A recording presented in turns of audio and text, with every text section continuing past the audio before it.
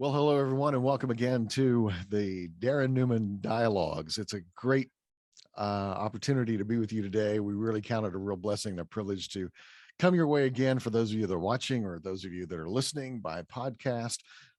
It's going to be another great day. We talked last week a little bit about, or the last time, about a name change, and I just wanted to remind everybody that you could be looking for the Darren Newman Dialogues now from a title standpoint. As you're looking through YouTube, you can bookmark that, save it, keep that information in front of you so you can always be aware. Make sure if you're watching by YouTube that you hit that little bell icon so you get alerted when there's a new update, and make sure you subscribe and stay connected to us. Looking forward to coming to you each and every time we have the opportunity with great ideas, great thoughts, and hopefully some life-changing moments. Dr. Newman, good to see you today. Welcome. Good to see you too, my friend. Thank you. Thank you for that. Yeah, absolutely. What's on your mind today? Wow. Well, here we go. This is always a great question, isn't it? Yes. And I know we talk a lot about that that type of thing, like what is on our minds and sharing these great ideas. So I had a situation I was wanting to address, or it's on my mind. I shouldn't say I want to address it as much as it's on my mind, and I want to think on a dialogue about this, like we've been saying, like you were mentioning about the dialogues. I've got a dialogue going on in my mind. So it was a statement that I heard recently, that, and I'll go ahead and say it: I can't help how I feel. Mm-hmm.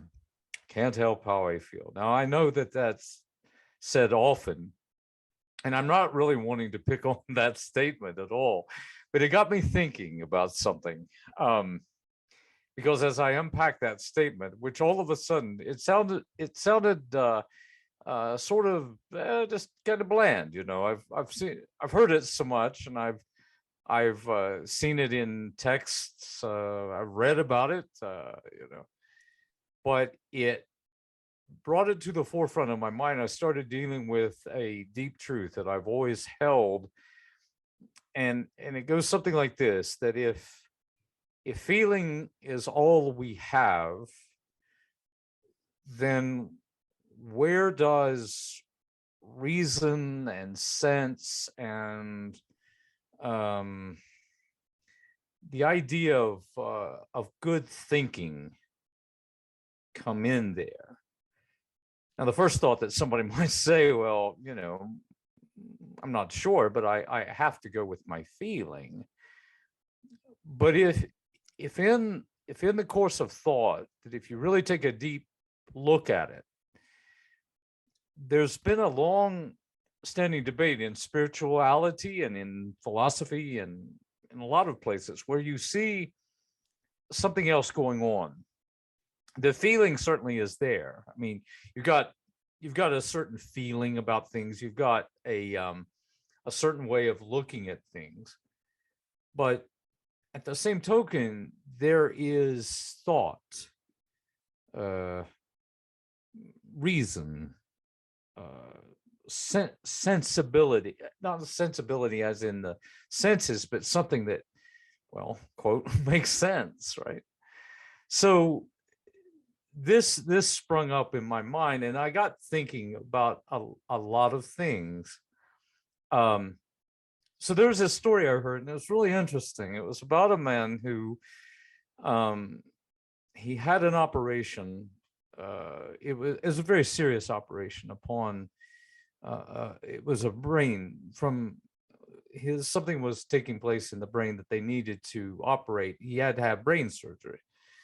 But after he was through the surgery and was healing, they noticed something about him, that he had he had a struggle with feelings. He couldn't cry, he couldn't laugh, he couldn't do anything. And he had problems in his emotions, so to speak, the expression of those emotions. Now, this is the way I remember hearing it, but I thought it was kind of an interesting discussion And when they came to this one story of how he would go into a store and be shopping for breakfast cereal, and he would stand there for an hour, maybe even hours, trying to decide which breakfast cereal he wanted. And this became an interesting thought, right? Because they were trying to think, well, how would this occur? And what it was is that he had stumbled onto a logical problem, which is that every cereal was based really in the American cuisine. You either have wheat, corn, or rice, or a mixture of the two or three, or whatever you want to do. But that's basically all you're going to find. Or oats. Of course, you can throw in oats there, maybe 4. I don't know how many there are. But what it was, if he would read the back of the box, they all had about the same ingredients, except for a few things. They had, if it was a fortified cereal, it'd have, vitamins, minerals in it added to it. And he would stand there because he couldn't make any decision about that. I thought that was fascinating. And so they decided, why is this? Well, if he would read about the ingredients and the minerals, they were all about the same. And it was the lack of feeling, emotion, passion that actually they figured out was making us buy the cereal. That's the reason that if you go down any cereal aisle, you'll find all these various colors. Sure. Yeah, photos, people eating the cereal, having a good time. Or even in a commercial, they'll show you how good you're going to feel with, footage of these people eating the cereal and having wonderful lives after this. So that appeals to the emotion. Advertisers know this, and we all do actually. So when it happens that we have a lack of feeling and just go with our reason, we can't make a decision because it stupefies us, like which way we're going to go. That then put me over to a story in my own life. So when I was dating a girl when I was in high school, and I don't think I've ever told you this, my friend. But when I was dating her, I was dating this girl in high school. I remember a time I went out to pick her up, and it was a day that was raining. I had met her in a church, of course. We went to church together and all of that. But anyway, suffice that to say, that's just like coloring the story. I was going out to her house and I was driving this car, and I was noticing that the day, of course, it was raining. Well, as I went out through there, and as I was going out to her house, which was a little bit of a distance away from where I lived, and so as I was going along these country roads, I noticed that if I would go around this curve while it was raining, of course, the road was wet, and I would just touch the gas just a little bit in the right way, it would sort of give a kick to the rear tire. It's a rear wheel, I can't even talk, rear wheel drive car. So I thought, that's really cool. I thought it gave me a feeling of sort of an adventure, a sort of coolness, if you will, because when I go around the curve, I just touch that gas, I go, whoa, and it'd make the car spin. And the rear tire would sort of fishtail it. Yeah. So I thought this was really cool. This made me feel like I was really a hot shot. Again, this feeling like I'm a hot shot, right? I could see myself. I could almost stand outside of my car and watch myself go by and look, how cool is that guy? So I picked her up, and so I headed back, and we were heading for this one curve, not too far, probably not even 2 miles from her house. And I turned to her and I said, watch this. Ooh. And I was on a left, I remember this, I was on a left turn. There was There's a large creek over to my right, our right. There's a little bit of a field, and then a creek, and then that roadway going around left-hand curve. And I said, watch this. And I touched that gas. And that put me into hydroplane. Whoa. So we started turning 360s. And I started saying words that I was taught not to say. and be that I was and finally, after about 360s, the car came to a stop, catacornered in the road. I was nervous. I was shaking. I was only a teenager, right? And I turned to her and I said, "Are you okay?" She said, "I'm fine." And I said, "Wow." And she said, "Wow," too. And I said, I'm sorry about that. She said, "At least we were together." And all I could think about the whole time back was, "You're stupid, man. Don't you ever try that again." Right? You felt less cool that moment, right? Yes, absolutely. So again, my feelings of being cool Yeah. went out the window.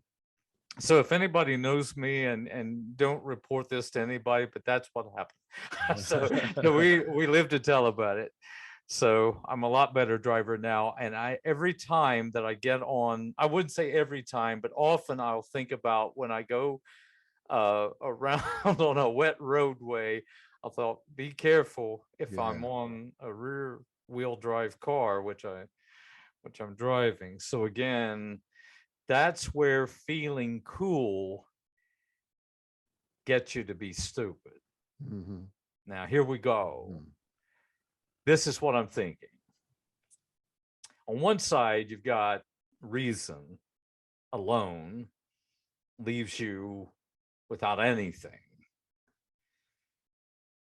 Feeling, on the other side, feeling cool or whatever you're feeling, without any thought can enable you to make some very stupid decisions, right? So on the one hand, you got to have feelings that help you to give you power to your reason, or in some ways it ignites the reason, right? Mm-hmm. And on the other side, reason guides the passion. So here's my thought on this. We cannot, we have to go back to an honoring of both within us to guide our lives to greatness. And we can't be saying, I can't help what I feel. On the other side, well, I know it, and so I don't have any feeling about it. It's like I've got to use the both in order for greatness, and that's where I'm on about. I've got some thoughts here with this. So let me go back over to something really interesting that I keep thinking about. So there are these four. I want to do some dialoguing with you on this sometime about the four forces, the four great elements, and the four forces in humanity. I want to link those up sometime. That's a great dialogue if I can use that sometime, and I want to talk about that. But let me go with something I've got on my mind right now. So there are four forces in life that really make humanity what we are, and we focus upon these: beauty, goodness, truth, and then I've always called it courage. Some people have called it sort of a vitality of life, some spirit within us that enables us to take on life with vigor, right? To just Now, I'm not sure about if the feelings could be located with like that spirit or that vigor or with beauty. But I do know that the reason could be located with the idea of truth, of course, right? Mm-hmm. So let me, for argument's sake, talk about beauty, Okay. beauty and truth. Now, this is really interesting. It sounds really philosophical, but it's so very practical. And then I want to go to some points to help us live here. So it's going to somewhere. So just let me dialogue meandering with this thought just for right now. We'll hang in there. What's that? I'm sorry. We'll hang in there with you. I'm glad. We're going I'm glad somewhere. you will. I've got a captive audience here. But anyway, appreciate that. But let me think with all of us on this just for a second. It's something that's burning in my mind, and let me go with it. And hopefully it will help inspire you and help you to live more greatly after hearing it. I'm very moved by passion as a person, as a man. I'm very moved by passion, but I'm very much attuned to intellect and truth and all of that because of really what I teach. So my faith, what I'm inspired by many things. I love art. I love beauty. I'm a creature. I'm a man of beauty. I love beauty. Beauty moves me. It's what I believe it's what makes us. Well, it's what moves us, isn't it? When we smile or cry or dance at a song, it's because we find it beautiful. Or when we look into the face of a loved one, we find beauty there, don't we? Look at the stars. There's something inspirational and beautiful about all of those. Now, I don't know whether that gives us an impetus to life, and so we could follow on with that, but I'm going to go with beauty with that one. So I'm going to say it's beauty, just for the argument. So beauty is what moves us. That's what we have a feeling for. It's beauty. Notice back to my awful story of myself. I felt like a hero. I felt like cool, which is I felt attractive. I felt dynamic. It just made me feel the way I felt. It was beautiful in some sensing of the term. So then you go back into the idea of truth, though. And truth is the reason and the intellect, just for the argument's sake. So what we have to recognize in our lives are the powers of beauty and truth. The power of beauty, the feeling, the truth of our minds, our intellects.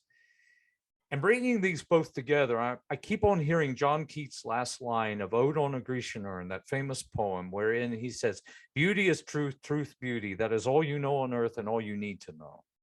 So he was locating the ideas of beauty and truth to be coalescing at that one point as his experience of the Ode on a Grecian Urn, or when he saw the Grecian urn, he had seen it in the museum in London, I believe. And the story has it that he would, and as the poem goes, he circles around this ancient Grecian urn, and he could see everything that was drawn, and he's reflecting upon that. So he's simultaneously looking at something, feeling its power, but analyzing all at the same time. See, so that idea of analysis and feeling is coming in there. It's present in all of art too. It's present in all of philosophy, all of spirituality. There's something very inspirational about it, but there's something that makes us think about our lives too. So again, right? Feeling it, thinking about it. So it's like, I mean, how else can we really live our lives, if you think about it, if that's understandable? It is. So my mind keeps on going around those two ideas, these two powerhouses within us. And so when I heard that phrase that I must go with my feelings, I'm thinking, yes, feelings are very powerful. And I'm not saying that you shouldn't go with your feelings, but you must season them with your intellect. So I often give my students this idea about the way I understand it, if I take the passion and my reason, you could talk about them being fire and like I don't know, I don't want to say ice, but I would say something like water, which water cleanses, brings out the truth. And so you have these wonderful looking elements of fire and water, or somehow, however you would really want to see it. But there's one illustration I always give my students that I think is very helpful for me to even think about. So if you imagine, and it's very, I mean, we're in the winter time in the northern hemisphere, so um, this will come very adequate at this time of year. Um, if I imagine it like a house, a fire, and a fireplace. I remember we were talking about this a couple of days ago, my friend. Yes. But I want to give it to everybody. So if I imagine my life or my body, this to be a house, right? This is my house. This is wherein I live. It's my presence. It's my house. And inside my house, to help me, I have need of fire, which warms me, which moves me, which makes me alive. But then I also have a fireplace in my house. Now, if I take those three elements to the house, but inside of my house, I have the fire and the fireplace. The fireplace without fire is just cold and dank. It's like just, it's lifeless, isn't it? Yes. And some people might live their lives like that. They might just say, well, I don't want any feelings, because feelings are, all sense of beauty, that's nothing. What you're going to find is you're going to live in a house that is, or you're going to have a life that is passionless, and you don't want that life. You don't want a life without feeling, without beauty. You don't want that. It just ends nowhere for you. You become, it's kind of like Ebenezer Scrooge kind of thing. You just become an old dusty, crusty old guy that's, Yes. that's there.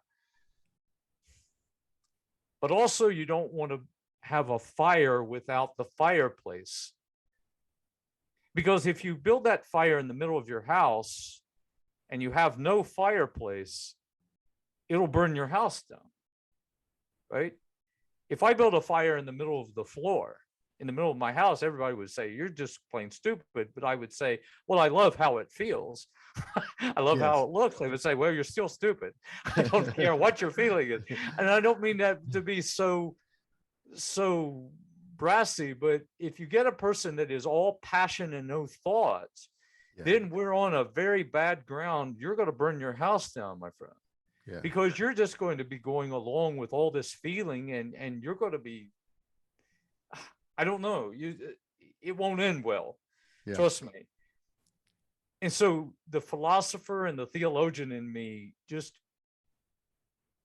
is on to this. I keep thinking it, and then it comes about. Put the fire in the fireplace, right? Put it to where you can take that passion that you so sorely need in the fireplace, be it the reason of your life, which you so sorely need, and put them both together and produce warmth and greatness in your life, in your house.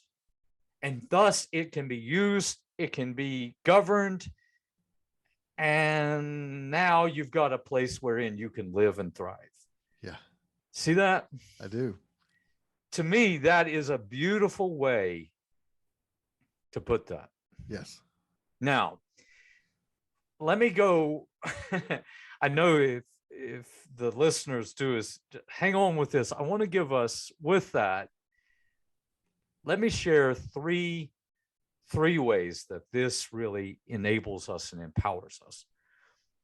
And it's found upon three ideas I want to give to us, and I'll just give them along as I go here. Let me talk about them. So the first thing I want you to see is that you must recognize these two powerhouses that you have been given within you to govern your life and to make it great.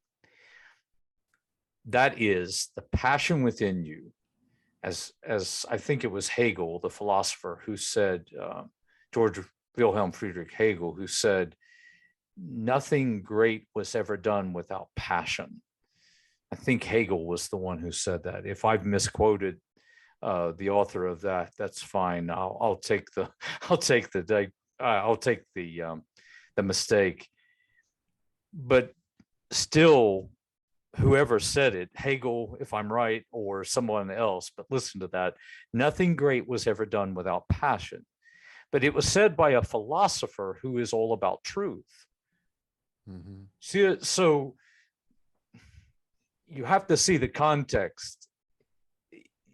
You can't really do anything without passion that is important, but you can't do anything important without reason to guide that passion, because it'll lack impact. Mm-hmm. See, it'll be as fruitless and as just like it goes, because my feelings change. Yes. Right? My feelings today might not be my feeling tomorrow, or I might get disappointed in this. I'm not hyped up with this anymore. That was good last Wednesday, but right now, today's a different day. And I don't feel so good anymore, right? Yeah. And we can say some dumb things. We can do some dumb things without that. So understand that the two powerhouses within us have to belong and belong together, like almost like fire and water, beauty and truth. They've got to be there. I mean, I could point back to any great philosopher, but I'll locate my thought upon Plato, who did that great writing called the Dialogues, of course, which we were talking about last time. But when he penned those words, and I was just telling my students this not too long ago, he penned them for a reason, because he wanted the reader to come in contact with his teacher, Socrates, because Socrates had this fire of inspiration, but he wrote it and it makes sense in the arguments what Socrates is talking about. See, again, it makes sense. See, that's so beautiful to me. Yes. And why do we think that we have to go with one and not the other? Like, go with my reason and like I'm fine with that without my passion, or go with my passion, go with my feeling and think I don't have to really explain this. Yes, we do. We need to explain this in some way, at least for ourselves, so that we can guide our lives. This is the reason. This will keep us on that. I mean, nothing's going to get built with passion alone. You've got to use your reason on describing it. Why do we want to build this? How are we going to build this? Yes. And what are we going to build? Yeah. Right. See it? I do. You got to have that reason. So those two belong together. That'd be the first thing I would want to give somebody listening to this as a practical benefit in your life. So how do you get that? Well, you honor the arts in your life. You honor beauty wherever you find it. You listen to great songs. You engage with great art. Go look out under the stars, become inspired, but then be awakened and intrigued by your educated self, by your knowledge, by your truth. Know that. Be able to explain that. Look into that, because there's something very powerful about knowledge, and that's the truth of it. The second thing I would give is that when you do this, you will be committed. Now, here's what I mean by this. It goes back to something I was just talking about.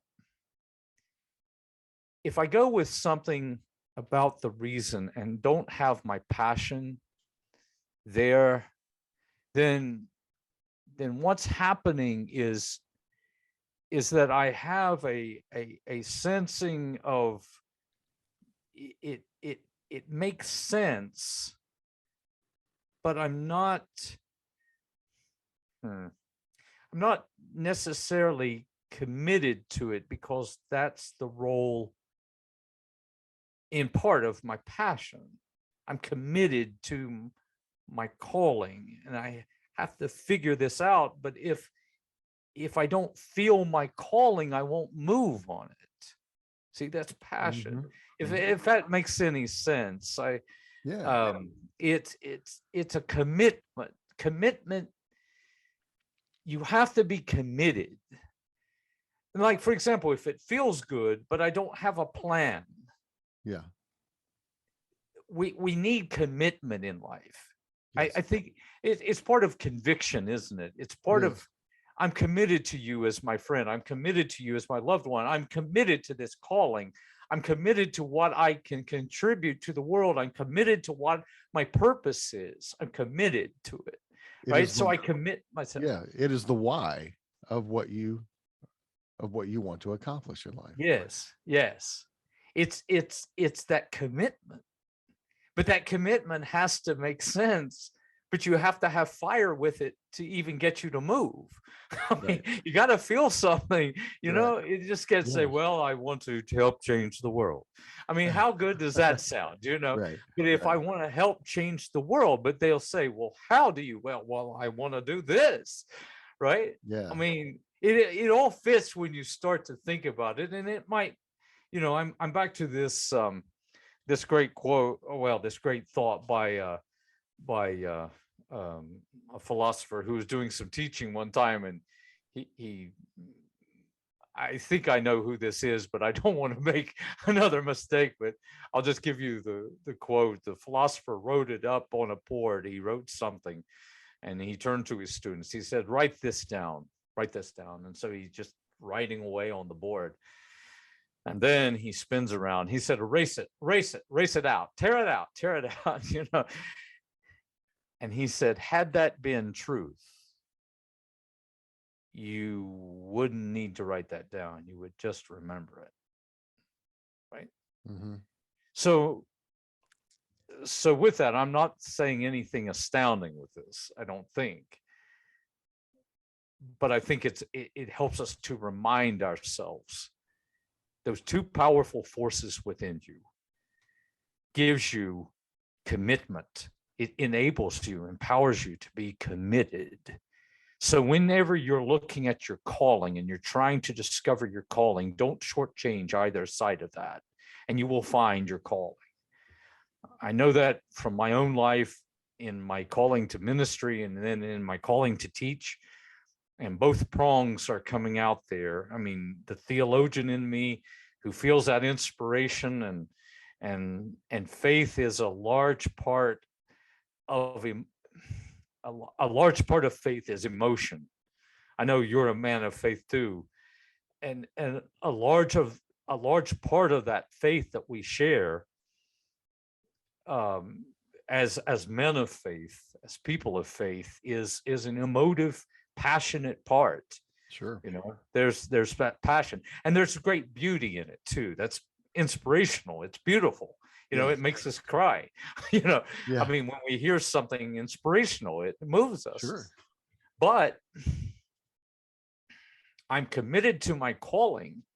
I have to know something about this.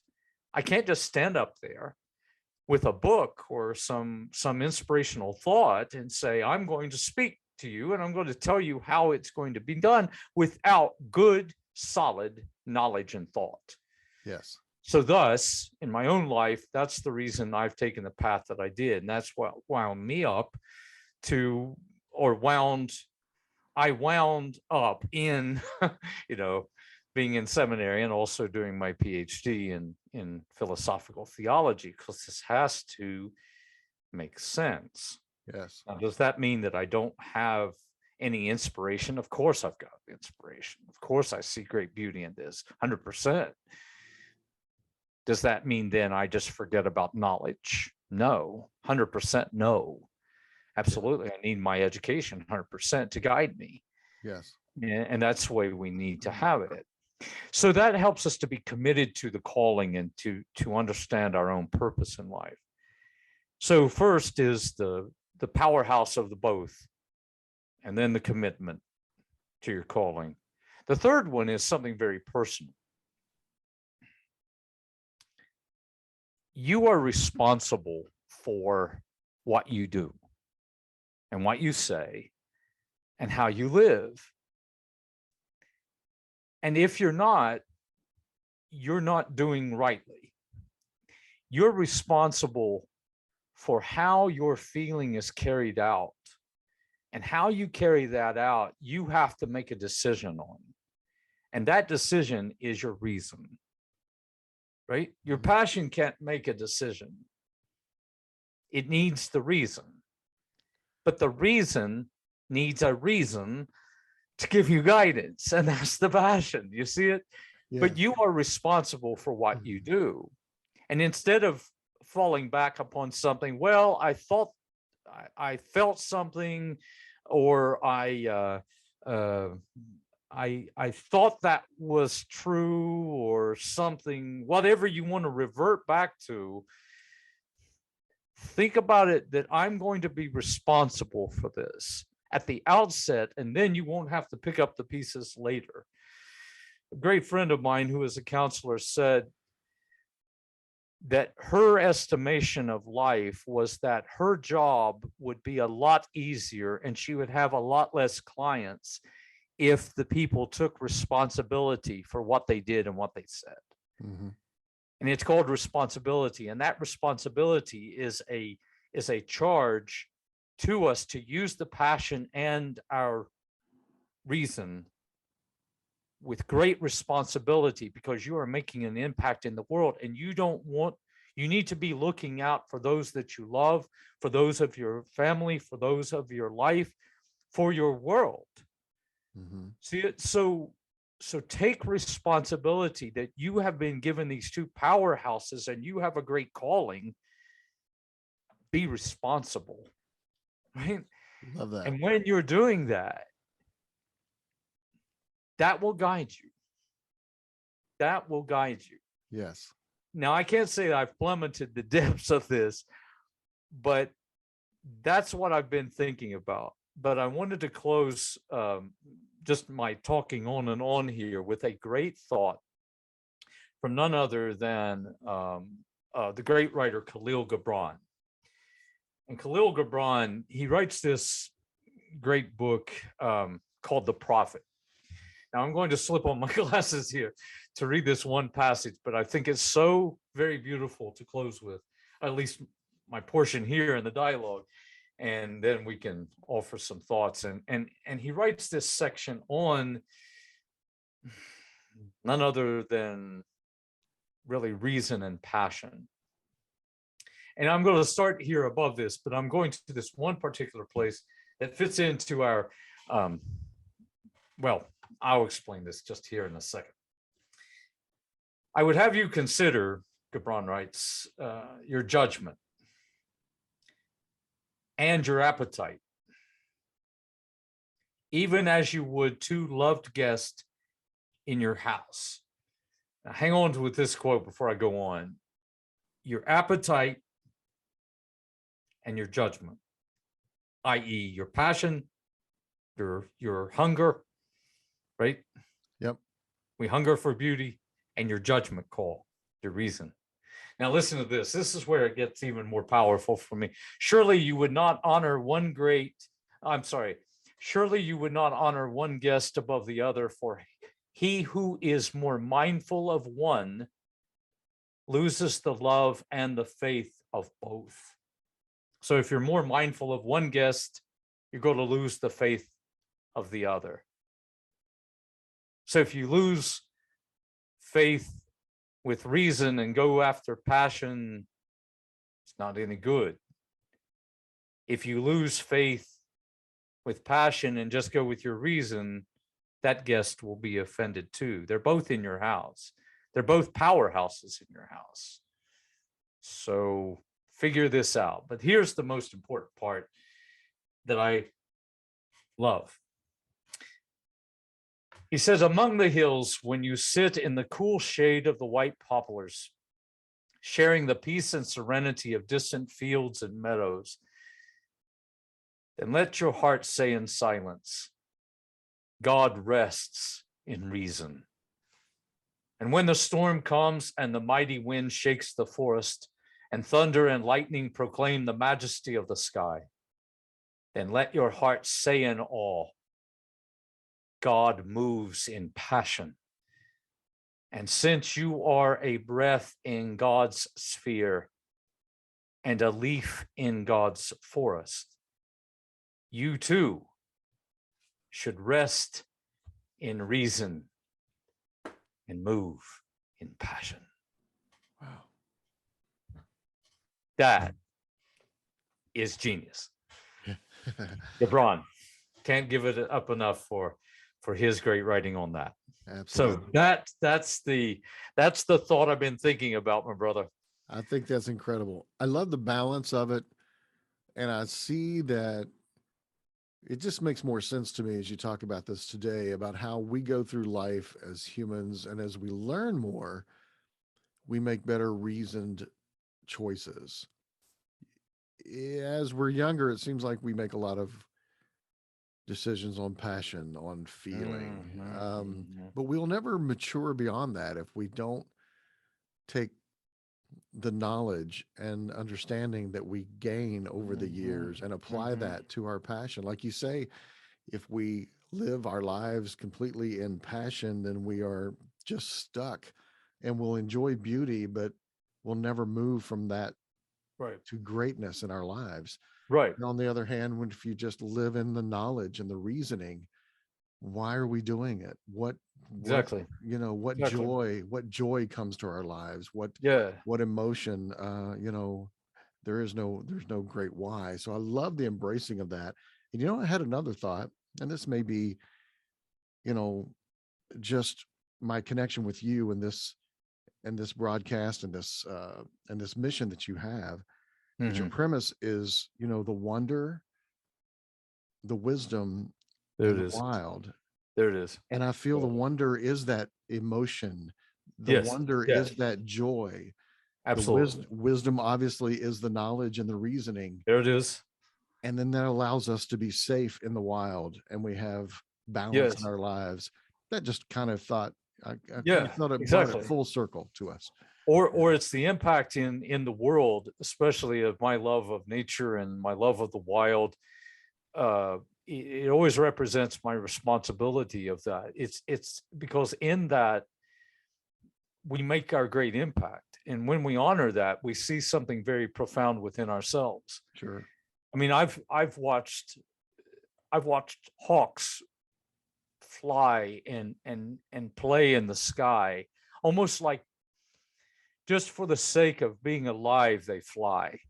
But I've also watched them sit in a tree and glare at the earth and know their pathway. I've watched deer play, but I've watched them also become alert, watch their surroundings.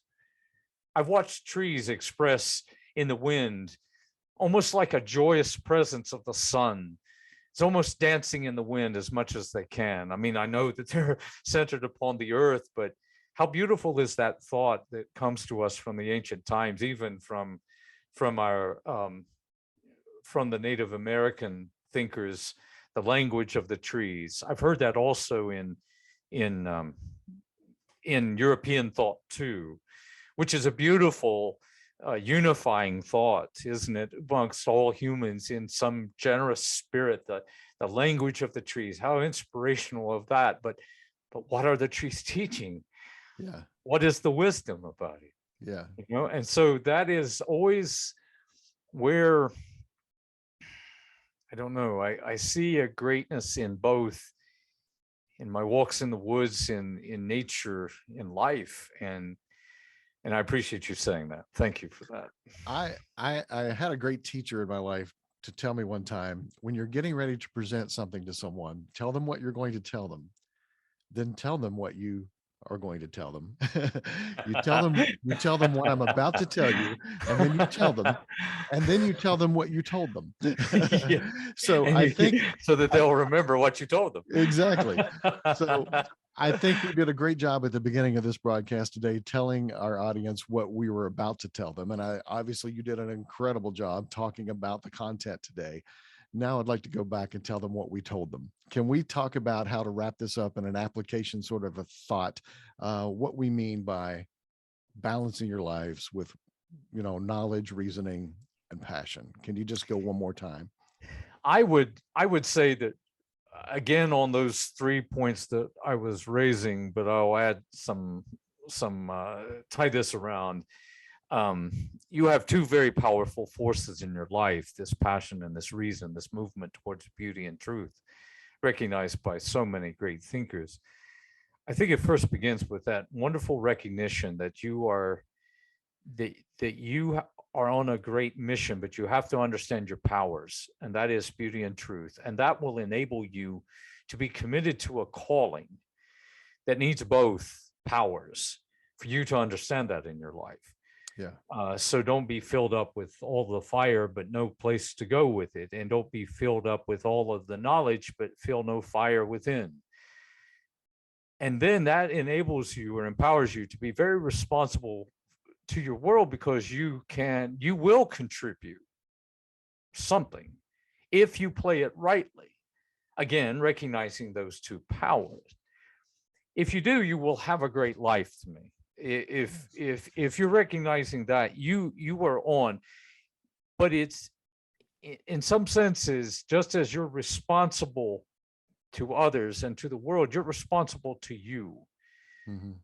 And you must love yourself enough to give yourself each and every day beauty and wonderment and inspiration wherever you find that. But you should love yourself enough to exercise truth and understanding and wisdom within you.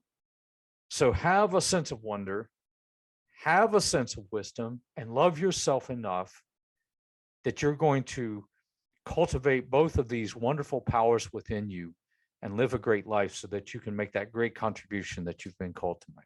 And there it is. You did it perfectly. I had a feeling you would go there and talk about giving yourself over to the opportunity to have a better life.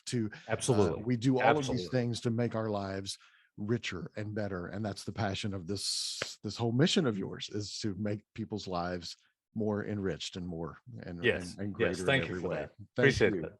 If you've been watching today, we really would love to hear from you. This is a brand new, for all intents and purposes, it's a brand new endeavor for Darren Newman, and I'm just here along for the ride and to help with any technicalities I can help with to get the word and message out. And I'm just happy to be a part of that. But if you are in any way connected to this or enjoying it, or have been able to share, in some of the movement that we're feeling, in this podcast and in the YouTube videos, we'd love to hear from you. Reach out to us, ask questions, share your stories.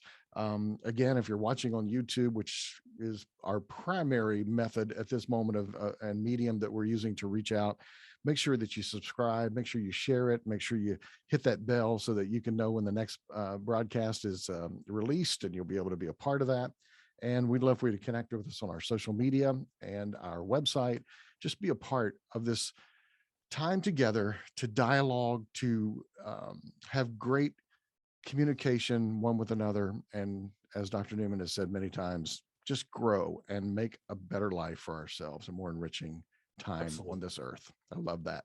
Dr. Newman, thank you again for another great day. Hey, thank you, my brother. Appreciate you. Thank you. And we'll see everyone out there listening. Thank you. We sure do. We sure do. And happy to have been with you. And we'll see you next time on the Darren Newman Dialogues.